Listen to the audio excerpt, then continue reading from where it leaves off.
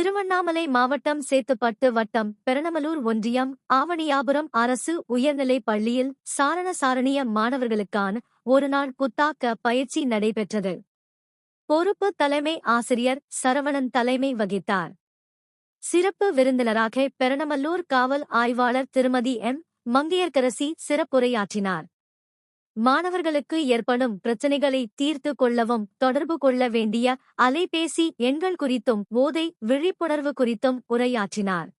நிகழ்வில் பெற்றோர் ஆசிரியர் கழக தலைவர் மாசிலாமணி, பொருளாளர் முருகன், ஆரணி சாரண மாவட்ட பொருளாளர் மாலவன், முன்னாள் ஊராட்சி மன்ற தலைவர் சங்கர், தலைவர் போதம்மாள், துணைத் தலைவர் விஜயகுமார், ஊராட்சி மன்ற உறுப்பினர் வெங்கடேசன், ராம்ராஜ், தங்கராஜ், சேகர், SUMU தலைவர் தேன்மொழி, சமூக ஆர்வலர் சரவணன் ஆகியோர் கலந்து கொண்டு வாழ்த்துரை வழங்கினர்.